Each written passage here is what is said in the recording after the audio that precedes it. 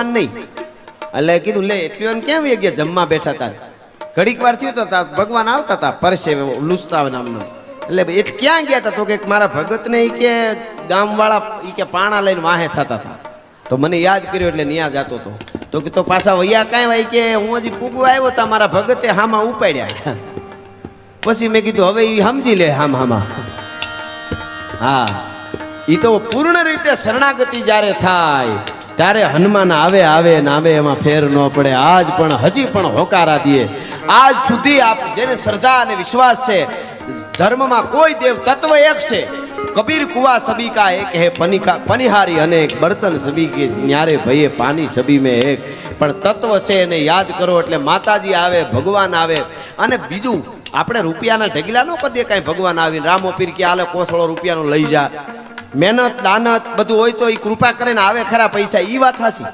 કૃપા એની એમ જોઈ પણ કુટુંબ ભેળું રહીએ પરિવાર ભેળો રહીએ હખેથી ભોજન કરી હગીએ આનંદથી રહી હગી આનંદ કરી હગી બેનું દીકરીઓ હગા વાલા બધાને આપણને જોઈને મજા આવે એટલે માનું બધાય દેવ આપણા ભેળા છે આ કૃપા કરે સનાતનમાં એ જ માગતા હતા લીલી વાડીઓ રાખવાનું રૂપિયાને ઢગલા કરી દે એમ નહીં રૂપિયા જરૂરી છે એ સબ માયા હે ઇસકા ક્યાં કરે એમ ન હાલે આ બધા બિલ ભરવા પડે હવારે પાછા તમારી તાકાત હોય એટલો રૂપિયો કમાઈજો પણ જ્યારે આવે પછી હારા ઠેકાણે ધર્મ માટે દેશ માટે રાષ્ટ્ર માટે હું તો એમ કહું છું હમણાં મારા પ્રોગ્રામમાં કે દરેક ગામના યુવાનોની ટીમો બનાવો તમે અને ટ્રેન એક ઊભા કરી દઈએ આપણે ધૂનું બોલી આપણે હનુમાન ચાલીસા ફ્રી હોય હાંજે તમે જોઈજો અને એક પણ યુવાન ડિપ્રેશનમાં નહીં આવે અને એક પણ યુવાનને સુસાઇડ નહીં કરવી પડે એક એવી ટીમ બનાવેલી હોય યુવાનોની હાંજે ધૂન બોલવા આવતા હોય હનુમાન ચાલીસા તો એક ઈ બાને ભેળા થઈએ જોડાણ રહીએ શ્રદ્ધા આપણી રહીએ અને કોઈને કાંઈક હોય ને એવી ઘટના બની ગઈ હોય તો ઓલાને કહી દઈએ કે મારે આવડી ટીમના ભેરું બંને જરાક વાત કરું કે મારે મરી જવું પડે એમ છે એટલે ગમે એ રસ્તો હનુમાનજી કાઢે ભલા માણસ આ રીતે ધર્મ જોડવાનું હતું અટાણે એકલા પડી ગયા છે અરબો ખરબો પતિના બે માણસના બંગલા નોખા હોય બોલો એકચ્યુઅલી 6 મહિનાથી હું તમારા ભાભી મેં કીધું અમે ભાભી નથી કહેતા ભાઈ આપણે કવિરાજ તરીકે જોયા છે હજી સુધી કોઈને ઘેરે જાય કોઈ મારો મિત્ર કહી દે કે એને ઘેરે થયું અને ભાભી કીધા ઈ એમ કે ને તમારા ભાભી હું કહું મારા બેન અમારું ઈ રાખો અમારા ભાભી નથી અને આપણે ત્યાં ભાભી માં હતી એવું નહીં પણ અટાણે સ્તર ભાભી જાન કરી નાખી બોલો ક્યાં ભાભી માન ક્યાં ભાભી જાન એટલે ભાભી માં કે ને એ માં કે વાંધો નહીં નકર અમારા બેન એવું જ હતું આપણે પાડોશમાં નવું કોઈ જૂના જમાનામાં રહેવા આવતું ને તો એ મામા કહેતા મામા ને ફૂઈને એમ એવું આ તો હવળો અમુકને પાસે ન રહેવું અમુકના ભેળું બેહવું નહીં અમુકનો એઠો અમુકના પાસે માવો ખાધો હોય ને 3 દી વિચાર હરખા ન હોય વિચારવું કોનો ખાધો તો હો 3 દી સુધી સારા વિચાર ન હોય માનવું આ બહુ અઘરું છે સારા વિચાર આવે જ નહીં તમને ખરાબની મિત્રતા કરવી જ નહીં ભૂલમાં થઈ જાય ને તો એને પરબારો ન મૂકી દેવું તોય બહુ નડે એને ધીરે ધીરે મૂકવો ખબર ન પડે એમ ગોલા ઊંધી ગોઠડી ઈ તો ખાખર ઊંધી વાડ હળવે હળવે છાંડીએ જેમ પાણી છાંડે પાય એવી રીતે છોડો ન કરી ભૂકા કાઢે મહાભારતનું યુદ્ધ થતું હતું ને મહાભારતનું યુદ્ધ થવાનું હતું ને મહાભારતના યુદ્ધની 1-2 દિનની આગલી રાતે દુર્યોધનને કે હક નહોતું અને એ હળિયું કાઢે કે આમાંથી મારી જીત થાય એના માટે શું કરવું સાંભળજો ખરાબ પાસે ખરાબનું ખાવાથી શું થાય અનાજ ખાવાથી જોજો કે કોઈ પણ ખાવાથી એટલે એને છે ને વિચાર આવે કે મારે શું કરવું એમાં એ સહદેવ પાસે જાય સહદેવ કોણ પાંડવોનો ભાઈ સહદેવ નાનો સહદેવ પાસે રાતે જઈને કે કેમ છો સહદેવ કે મજામાં છો તમે કેમ છો તો હું મજામાં તો મજામાં હો તો અહીંયા આવો તું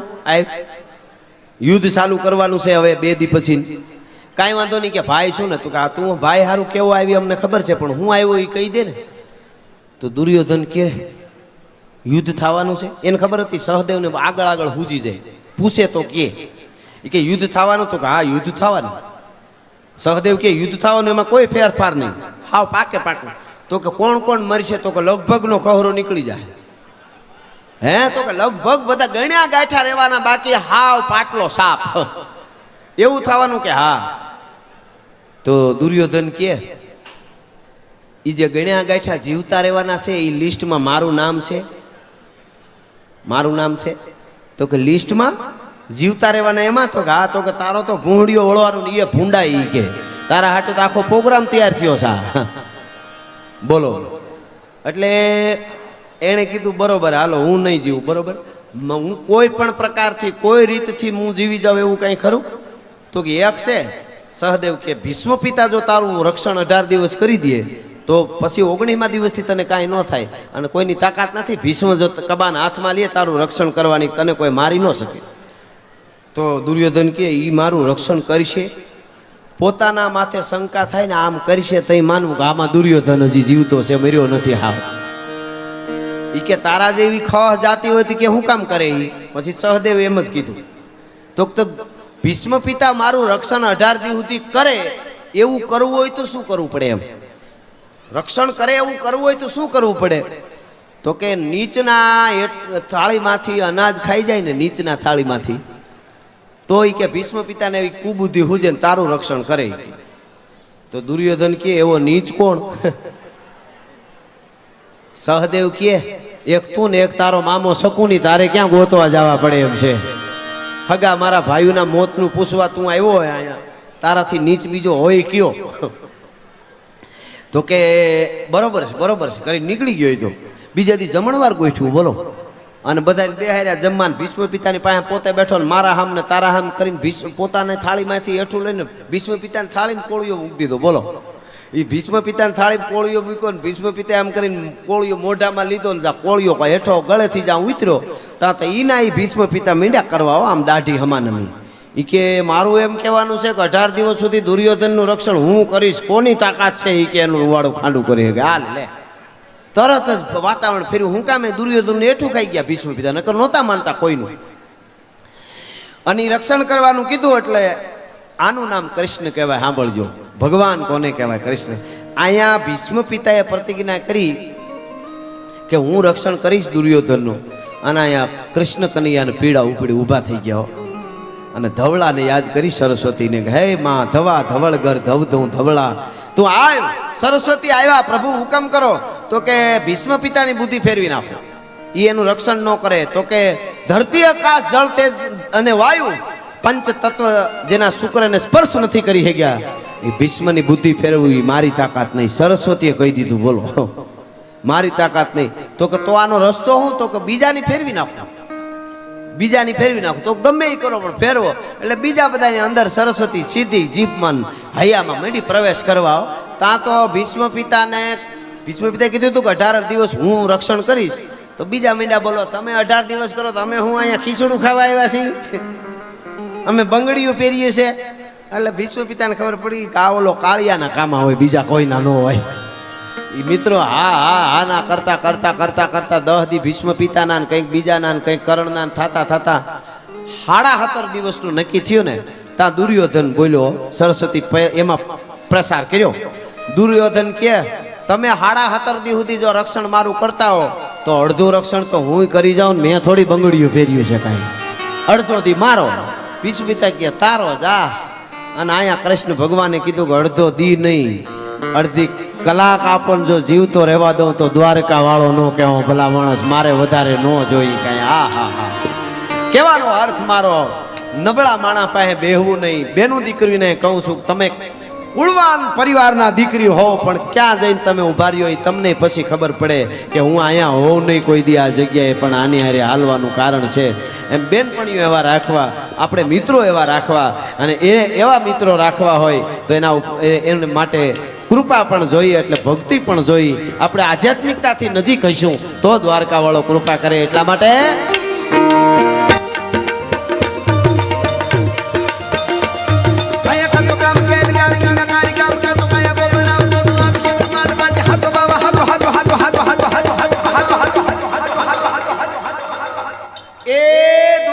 મોહ માયા બધી ખોટી છે. દ્વારકા વાળો હાથ છે.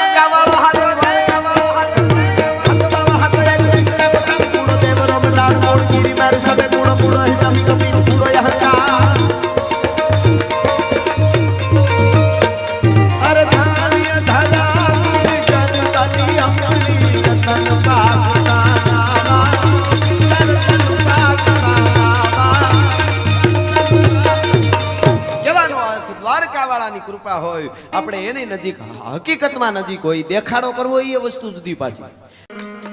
મહાભારતના યુદ્ધના મેદાનમાં દુર્યોધન એક રાત્રિએ ભીષ્મ પિતા પાસે આવીને કીધું કે તમારે પાંડવોની હારે રહેવું છે, ખાલી તમે દેખાડા કરો છો મારી હારે રહેવાના, અને તમે યુદ્ધ બરોબર કરતા નથી ને પાંડવોને તમારે જીવાડી દેવા છે અને મને નુકસાન કરવું છે. બહુ બોલવા માંડ્યો અને પછી ભીષ્મ પિતાએ પ્રતિજ્ઞા કરી, ક્રોધમાં આવી ગયા. એણે પ્રતિજ્ઞા કરી કે તું મને ખોટીલો સાંભળે છે કે હું ખોટીલો છું, એમ ખોટ કરું છું તો સાંભળી લે. प्रतिज्ञा करूं छू वासुदेव चक्र न धरे तो तुमको मुख न दिखाऊं, लाजे मेरी गंगा सन जननी अने शांतन सूत न कहाऊं. काल हवारनो सूरज उगे अने हाथ में त्यां सुधीमां युद्धना मैदानमां दुर्योधन काले हवारथी हांज सुधीमां कां तो वासुदेव कृष्ण हाथमां हथियार धारण करे अने नकर अर्जुन ने धरती माथे जीवतो रहेवा दो. गंगानो पुत्र भीष्म नो कहेवा मारी प्रतिज्ञा छे बात.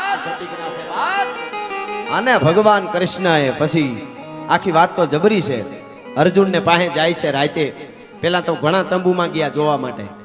ભીષ્મ પિતા એ પ્રતિજ્ઞા કરીને તો કૃષ્ણ ભગવાન જાગીને યુધિષ્ઠિરના તંબુમાં ગયા તો ની ભાલું ગાંઠતા હતા. યુધિષ્ઠિર ભાલાને અણી કાઢી રહેલા ઝેર પાય. ભીમની તંબુમાં જોયું તો ભીમ ગદા સાંભળી રહેલા. નકુલ સહદેવ તરીવારું ગાંઠતા હતા. ટૂંકમાં કોઈ હૂતું જ નહોતું, બધાય જાગે. અર્જુનના તંબુમાં ગયા તો ઘસઘસાટ હૂતો, મરદનું ફાડ્યું એકલો હૂતો. એટલામાં હા ઈ કે તું હૂતો છો, ઉઠાડ્યો. તું હૂતો તને નીંદર આવે તો કે હા. કાં તો તમે જાગો છો એટલે હા હા હા આટલી જ વાત છે. તમે જાગો છો એટલે હું હૂતો છું, આટલું થઈ જાય એટલે કોઈ વળખાવાળા ભલે વળખાય, દ્વારકા વાળો આપણાથી આગો ન હોવો જોઈએ, આપણા માટે જાગતો હોવો જોઈએ એટલો ભરોહો. અને ભરોહો ભગવાનનો જ નહીં હો, ખાલી ભગવાનનો તો હોય જ, પણ આપણો હોવો જોઈએ કે હું બરાબર છું ને. નકરો ભરોહો ન હાલે. કોકનો આખા ગામના ગાળિયા કરીને પછી કે દ્વારકા વાળો ભેળો છે. મૂળ ભેળો નથી, તને લાગે ભેળો છે. હા એમ એમ એમ થોડું ભેળું થતું હોય છે. હા ઈ તો આર પાર ઉતરી ગયા એના માટેની વાત છે. એને આવી જાય એટલે સવાર થઈને બરાબરના તૈયાર થયા. પંચાળ કહેવાય છે કે પંચાળના ઘોડલાને રથડામાં તેદી જોડેલા. અને પછી યુદ્ધના મેદાનમાં પશ્ચિમ પાંડવ પૂર્વ કુરુ ઝુરી સેન યહ ભાઈ માનહું લોક મૃજાદકો અને સીતુ મિલ્યો દો હાય. હામ હામા બાકા જીક બાકા જીક બાકા જીક બાકા જીક સંગ ફૂક્યો દ્વારકાધીશે અને મંડી ધણેનાટી બોલવા. સરા પંજર મંડ્યું થાવા, બાણની ધણેનાટી બોલે મારો મારો મારો.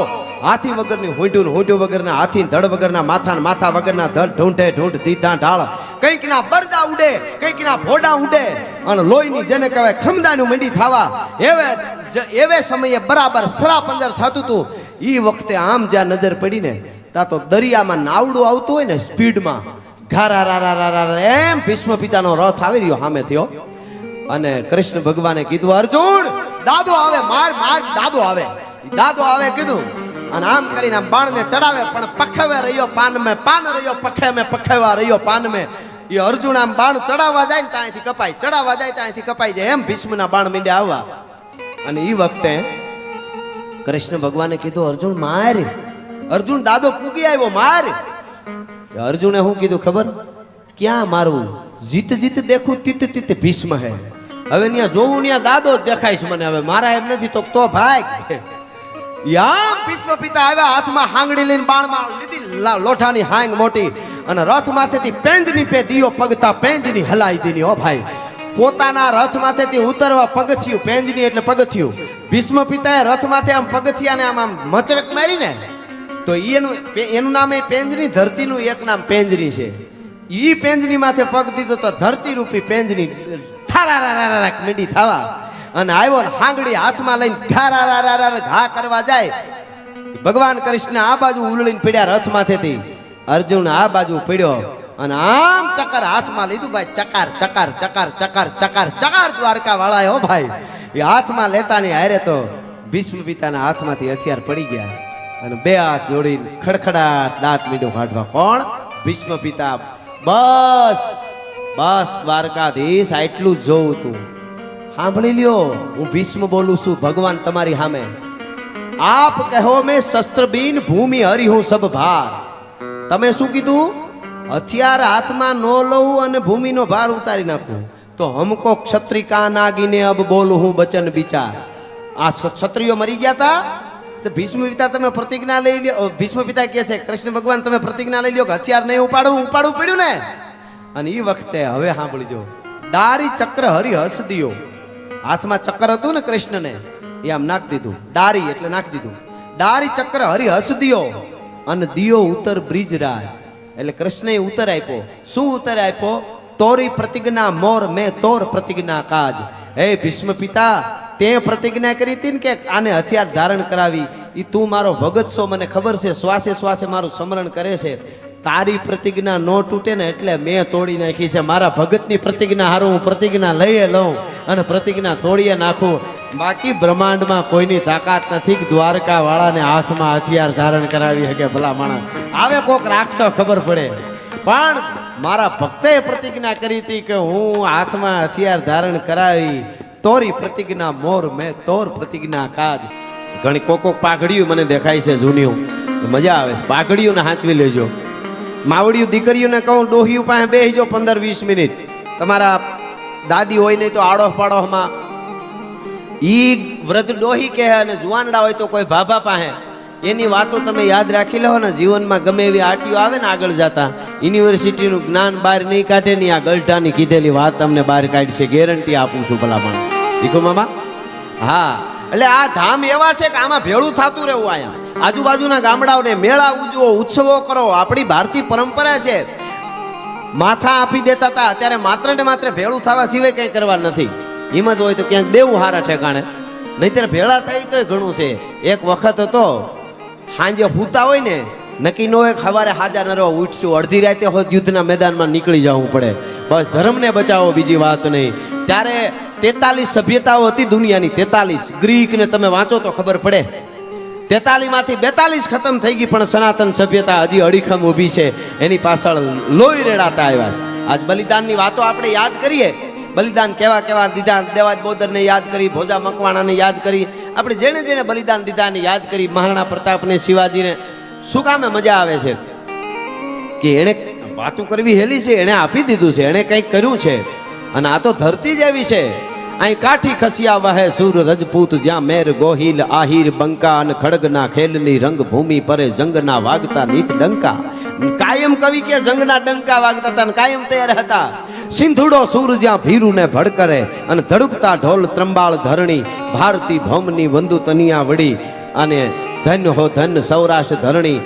અને એમાં આ બારાડીની ભેહું કેવી, ભગર ભેહું વડી હાથણી જેવડી, ધેનું જ્યાં સિંહ સન્મુખ ધસતી. ધેનું એટલે ગાયું હાવ જામી થાય એવી ગીરની જેમ. ધેનું જ્યાં સિંહ સન્મુખ ધસતી, ઘોડિયું માણકી તીખી તાજણ સમી, જાતવંતી ઘણી જ્યાં નિપજતી, યુદ્ધમાં અડગ ત્રમજૂટમાં ત્રાટકે, અને વેગવંતી દિશે ચપલ હરણી, ભારતી ભૌમની વંદુ તનિયા વડી, તને ધન્ય હો ધન્ય સૌરાષ્ટ્ર ધરણી. એવી વાતો આપણે સાહિત્યની, જીવતરની વાતો, જીવતરના મૂલ્યની વાતો આવી છે અહીંયા. અને ડાયરામાં રહીને વાત કરે ઉસે ડાયરા કહેતે હે. ડાયરા બહાર લીટા બહાર જવાનું નહીં. ડાયરો એટલે તો ડાયા માણસો બોલે ને ડાયા સાંભળે ને ડાયરો કહેવાય. હા, એક બહુ સરસ વાત છે. કોઈ મોટા સાહેબની અહીંયા વાતો કેવી આવતી હોય. એક બહુ મોટો સાહેબ જાતો તો, એને ટેક્સી લીધી. એ ક્યાંક ઉતરીને, એરપોર્ટ ઉતરીને પછી ટેક્સી કરીને ટેક્સીમાં જાતો હતો ને એમાં એક જણો રોંગમાં આવ્યો. હામો ફૂલ રોંગમાં આવ્યો ને બહાટી બોલતો ને પાસેથી આમ જરાક હામી ભેળ્યું થઈ ગયું ગાડીઓ, અને જરાક ઓલા તારી રહી ગયું. ઓલો જે જાતો તો એ ડ્રાઈવર બહુ ડાયો હતો. સાહેબ જે ગાડીમાં બેઠો હતો એ ડ્રાઈવર ડાયો હતો. એણે આમ કરીને તારવી લીધી. ત્યાં તો ઓલો ગાડી રાખીને ઉતરીને આવ્યો. બોલો, જે રોંગમાં આવતો તો બહાટી પ્યોર એનો વાંક હતો. એટલે આનો મગજ ગયો. જેને ટેક્સી ભારે કરી એ ટેક્સીવાળાને ઓળખતો નહોતો, છતાં સાહેબ વાહે બેઠો એનો મગજ ગયો કે આ તો મારે લડી લેવું છે. હા, આમ હવાય એમ. તો ઓલો ડ્રાઈવર જે હતો ને એ કે ભૂલ થઈ ગઈ, સોરી મને માફ કરો, પણ અડી નથી ને આમ તેમને. ઓલો ગરમ થતો જાય ને આ ઠંડો પડે. ઓલો સાહેબ જોઈ રહ્યો કે આટલો બધો બીકણ, ઓલાનો વાંક છે ને આમ હાવ. પછી તો ઓલો વયો ગયો ને એની મૂળમાં આવ્યો તો એ આને કાંઈ આમ મૂળ દેખાડ્યું નહીં, વયો ગયો. પછી કીધું કે ઓલાનો પ્યોર વાંક રોંગમાં આવ્યો અને તમારો જરાય વાંક નહીં, તે છતાંય તે એને સોરી કીધું. તો કે કચરાનો ડબ્બો ભરેલો આવતો હોય, કચરાનો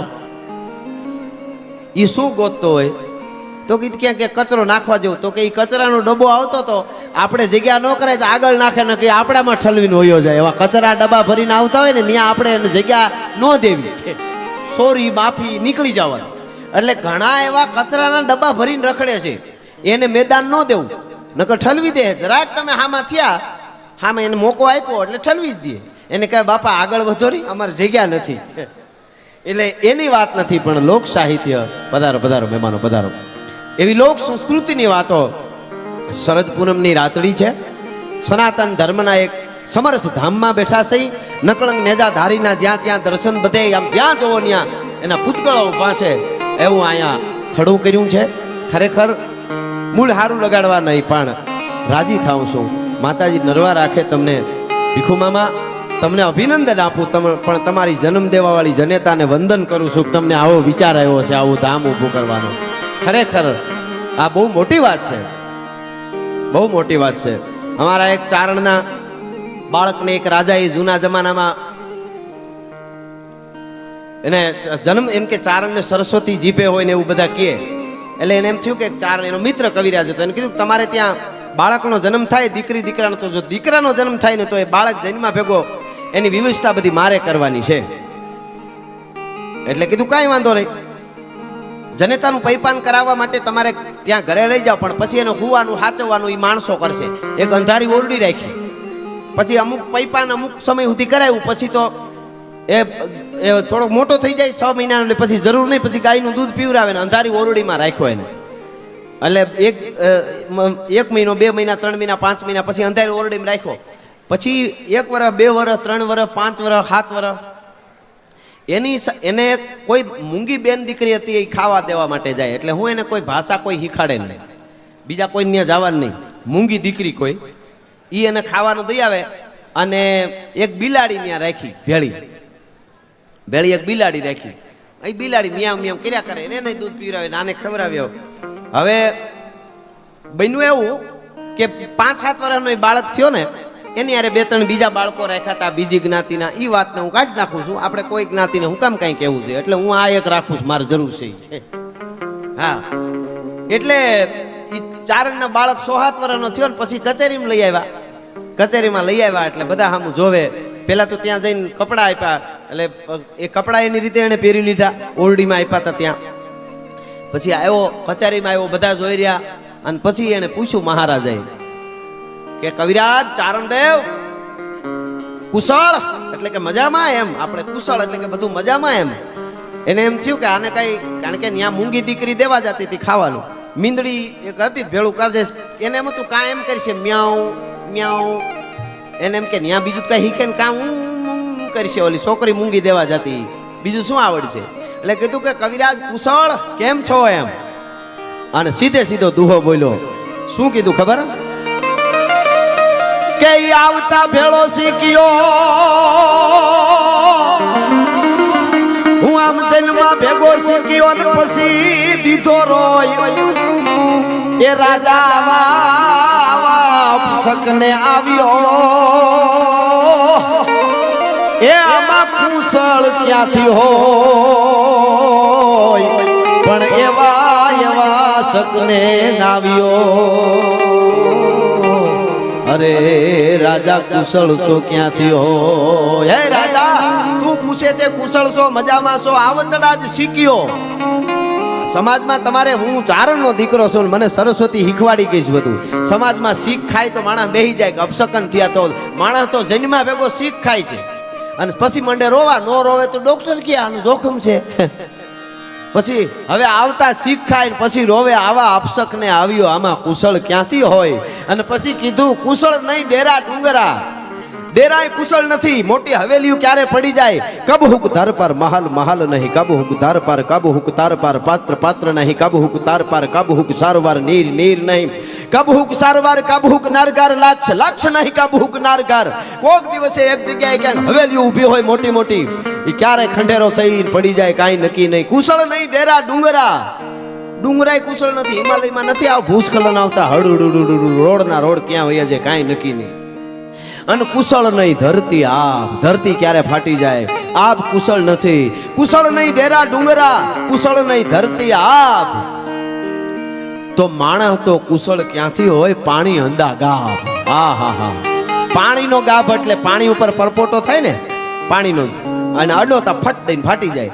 આટલી જ માણસનું વેલ્યુ છે તોય કે મારી નાખું તોડી નાખું ભૂકા કાઢી નાખું હું તો આમ કરી નાખું હું નહોતો તમારું હું થાત બધું રેડી જ હતું તું નહોતો તો તારા પિતાશ્રી પરણ્યા હતા આમાં સારું કરી લેવું આપણા કોઈ વગર કોઈ રહી જાતું છે જ નહીં હા ટાણા હાચવી લેવા માં એક મારું ગીત છે આગળ જતા લઈ છે હોય છે કે જેણે જેણે હાચવા ટાણા એના ઇતિહાસ લખાણા મૂળદો ટાણાનો હું અત્યારે બોલું છું ને તો તમને મજા આવે છે અત્યારે વગાડે બધાય બેટા આનું આવું બપોરે કાલે 1:30 વાગે એકલો આવીને સપાખરા ઉપાડો જોઈએ હાંધા તોડી ગયા પાંજરા વાળા કે લે કવિરાજ હાંજે જ રેડી હતા સવારમાં બચારાને કંઈક મગજમાં ફેર પડી ગયો હાંજે વાંધો નતો કે પણ સપાખરા ગાવ તોય તો કે હા શું કામ એ ટાણું નથી જેણે જેણે હાચવા ટાણા એના ઇતિહાસ લખાણા અહીં માવડિયું બેઠા છે બેનું દીકરીઓ એમને ખબર હોય બેન ગરીબ હોય હાહરામાં હાવ ગરીબ હોય બેન અને ભાઈ બહુ પૈસા વાળો હોય અને પછી